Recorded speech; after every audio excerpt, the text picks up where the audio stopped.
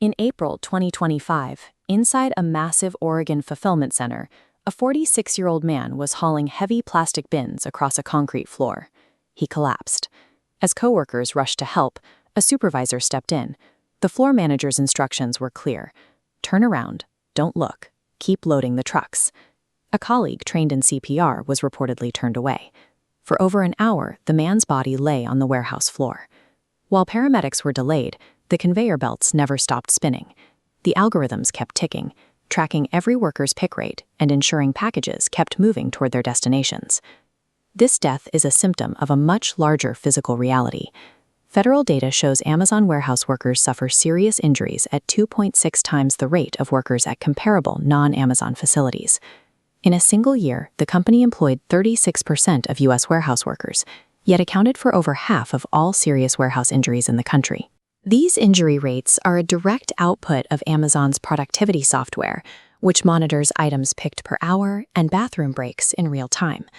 By triggering manager alerts whenever a human falls behind, the system is designed to prioritize package velocity over the physical limits of these workers. You interact with Amazon primarily through its massive retail arm, the retail app, the delivery vans, the brown boxes. But after accounting for fulfillment, overhead, and subsidized shipping, that retail division has operated at or near zero profit margin for significant stretches of its history. In some quarters, it actively generates a loss. Retail operations serve as the front end for data acquisition and customer lock-in, using a zero-margin store to habituate millions of users to the Prime ecosystem. The actual revenue engine on the retail side is a hidden tax imposed on independent businesses.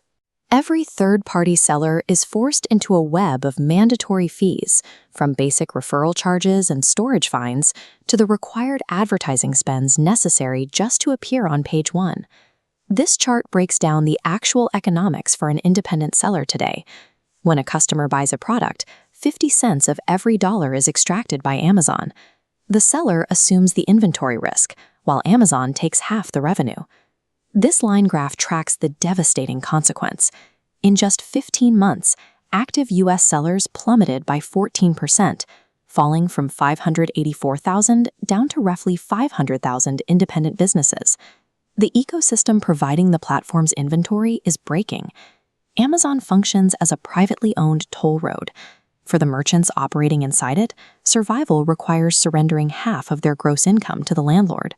In September 2023, the Federal Trade Commission's antitrust complaint exposed a pricing algorithm called Project Nessie.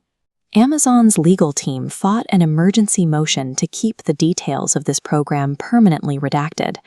Nessie operated as a web crawler, monitoring competitor prices in real time across thousands of retail websites. It was built to exploit a very specific behavioral pattern.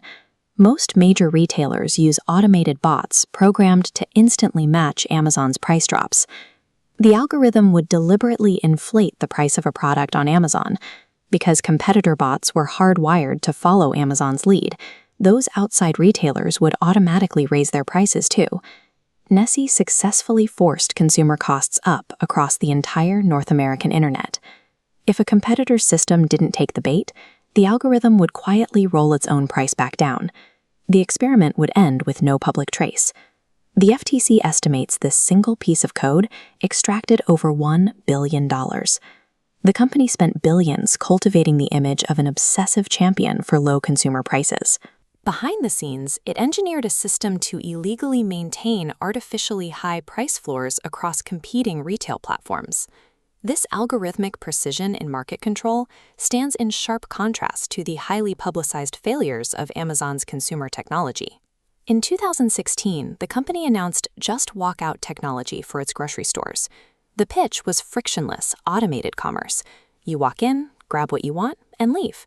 Cameras embedded in the ceiling and machine learning models would track every item and charge your account seamlessly.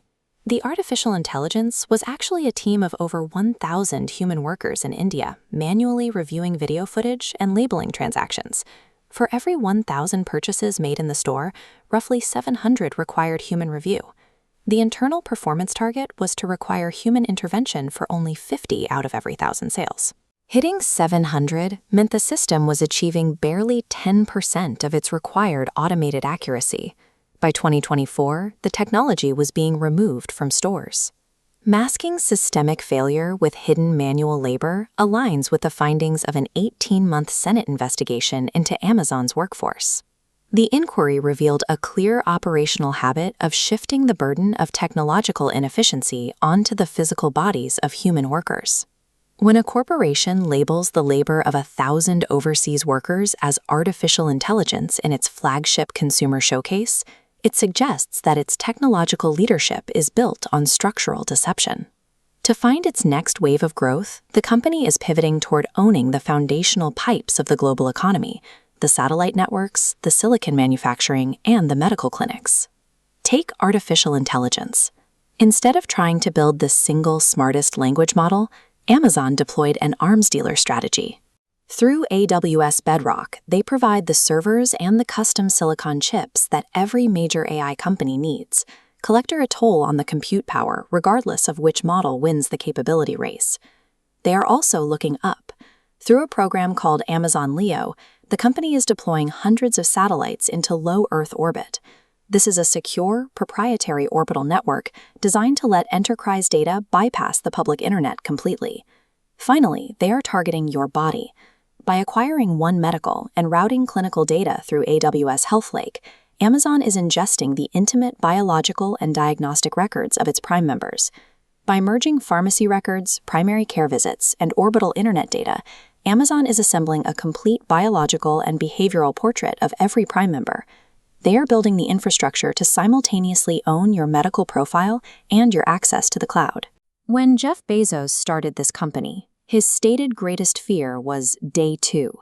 He believed that the moment a company stops acting like a startup, it enters a phase of excruciating, painful decline. That decline is manifesting as accumulated friction across every level of the machine. The seller ecosystem is fracturing under 50% extraction rates. The cloud architecture is showing severe scaling debt. Federal prosecutors are running multiple fraud probes, and the physical warehouses continue to produce a trail of broken workers. 30 years of relentless optimization without a conscience has a breaking point. The federal antitrust trial, scheduled for October 2026, represents the ultimate legal and regulatory reckoning for these extraction tactics. We are left with one critical question. Will Amazon be remembered as the indispensable architect of the modern global economy, or as a monopoly so dangerous the world had no choice but to